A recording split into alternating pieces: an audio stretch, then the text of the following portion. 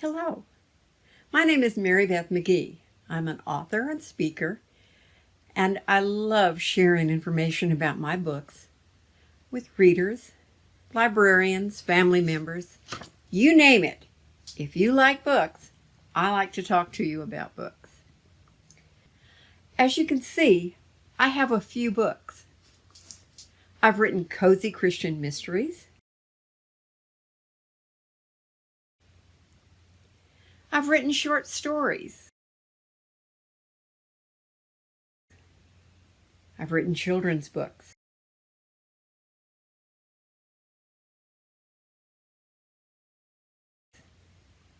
I write devotionals. I've appeared in anthologies, including 3 volumes of Chicken Soup for the Soul, and I'm pretty proud of that. And keep trying to get into more volumes because I love being a part of that positive effort. For you as a reader, if you pick up one of my books, I can promise you what you'll get will be something that will lift you up, not push you down. Even in my mysteries, which of course involve murder, there is an uplifting underlying message because of the faith of the people involved. My first book, Death in the Daylilies, was my first standalone novel. Up until that time, I had done journalism, I had written training materials, I had been in short stories, but I had not written a full-blown novel. My mother always wanted to see my name on a binding. Here it is, Mom. So when I wrote Death in the Daylilies, I dedicated it to my mom because she's the one that I was writing it for. And I promise you, when you get into my books, it's going to be something you're not ashamed to share with your mother, your sister, your siblings, your kids, your grandkids. You're not going to have to be ashamed of anything in that book. The protagonists of Death in the Daylilies are 3 little old ladies. I wonder where I got the expertise for that one. But I promise you I know what I'm talking about because I am one. I am a senior citizen. And our motto, which has become the motto of my characters, is LOL to the 4th power. Little old ladies, laughing out loud, living our lives with lots of love. And that's love for friends, love for family, love for community. We want to share love in the world. There's just not enough of it. And that's what I want to share with my LOL to the 4th power mysteries. That and the fact that senior citizens can be pretty feisty too. Doesn't have to be a 20-something running around chasing bad guys. We, as senior citizens, have a lot to offer. And that's what I offer in my books. The follow-up to Death in the Daylilies is Ambush at the Arboretum. Same primary characters, some new side characters coming in, and another mystery. Part of that mystery centers around a mixed breed dog named Magpie. Magpie has a habit of collecting things, and it's her collecting things that involves the LOLs in another mystery. Both of these are standalone, but they also go together, so you don't have to read one to read the other, although of course I hope you will. My children's books include Pearl the Turtle. The 2nd volume of Pearl the Turtle will be out by the time you're viewing this. Pearl is a Pearl River map turtle, a very special kind of turtle. They're an endangered species and indigenous to the Pearl River and its tributaries. I love Pearl because they're just such adorable little turtles. They have a little spine down their back. In her first book, she's dealing with peer pressure. In this next book, she'll be dealing with making friends with people who don't look exactly like her. like a Gulf Coast box turtle. I love having the plushes that I can take with me to book events, and I share them with you virtually and hope that you'll enjoy them. Other than my children's books, I do devotionals. My Devotions from the Road of Life series, and the most recent one of that is When the Road Gets Rough, dealing with pandemic and global issues that are going on now. How do we deal with those rough times? Where do we turn? And that's what that book is about. I'd like to share with you a little bit from Death in the Daylilies. Death in the Daylilies deals with my three little old ladies going on a daylily driving tour and, of course, running into mischief. So here we go. Garden beds stretched out beyond a neat white picket fence. A greenhouse stood to the rear of the beds, and a rambling ranch-style home anchored the property far to the right of the gardens. "Shall we?" asked Susanna with a broad sweep of her arm toward the garden's entryway. "I don't see the owner yet, but daylilies await, and the day's fast passing. She may be showing another group around. We'll keep an eye out for her." "How will I know her?" I asked. Susanna laughed. "I don't think you'll be able to miss her.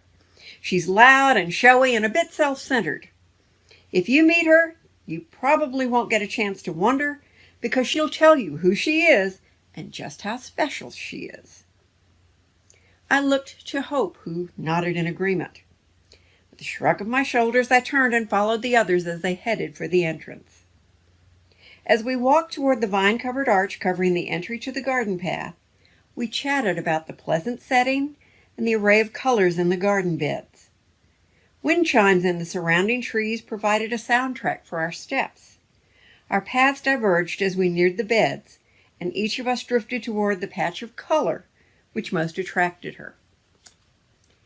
I've always found myself drawn to flowers in shades of yellow, orange, rose, and peach, and today was no exception. I read the labels on each of the flowers I passed, both amused and bemused by some of the names. New to flower gardening, I tried to absorb all the details I could as I read the tags. I had taken in a lot of information in the last few months and found myself considering different cultivars for my own use. The little house I rented from Hope had only a small yard, but I had room for a few plants. All-American Tiger, Stamile, 1995, I read, as I examined a bloom in burnt orange and red. I had finally gotten used to the idea of the name of the grower who developed the particular variety and the year it was registered, following the name of the cultivar. Love the name. That would be a big hit in Louisiana with the LSU fans, if only the colors were purple and gold. Very pretty as it is, though. I wonder if there's a variety named All-American Bulldog. Maybe over in the beds of darker red flowers. But this Raspberry Butterflies Gossard 2003 is lovely. As I continued down the beds, I noticed Hope was focused on the beds of purplish blooms, while Susanna was engrossed in head-down study of the red ones. Angelic Messenger, Abidjan 2001. Wow, so delicate, I observed to myself. I examined the rosy, roughly blooms. I love the look. I wonder if I could get it to grow at my place. As I studied the group of creamy white flowers marked Arctic Lace, Stamile 2003, I spotted broken leaves and bent stems in the next bed over in my peripheral vision. The sight seemed so out of keeping with the tidiness of the other beds that I stepped closer to check out the situation. I took one long look and stepped back, not believing what I saw. With a whispered prayer that I was mistaken, I stepped nearer and looked again, but nothing had changed. Hope? Susanna, could you come here a second? I called, and I heard my voice trembling as I stood by the disheveled flower bed. My two companions hurried over across the grass between the beds. I guess they could tell how upset I was by my tone. "What's wrong?" asked Hope as they got close. "Are you okay, honey? Are you feeling sick?" I think I'm okay, but I'm not sure," I replied. I focused on the faces of my companions for a moment.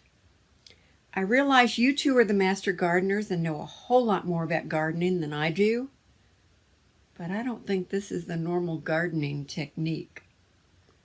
I pointed down to the bed of crushed plants and the pair of red paisley garden boots on the barely visible legs of a woman's body stretched out face down among the daylilies.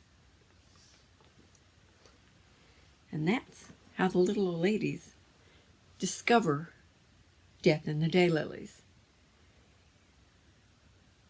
I hope that if you enjoy mysteries, you'll check out Death in the Daylilies and Ambush at the Arboretum. The third volume, which is Blood on the Bottle Tree, is in the works. Kind of got put on the back burner for Pearl the Turtle, but that's okay because Pearl's almost done. She'll be out by the time you see this. When I write to be something that I wouldn't be ashamed to show to my mother, something that I wouldn't be ashamed to read to my granddaughter.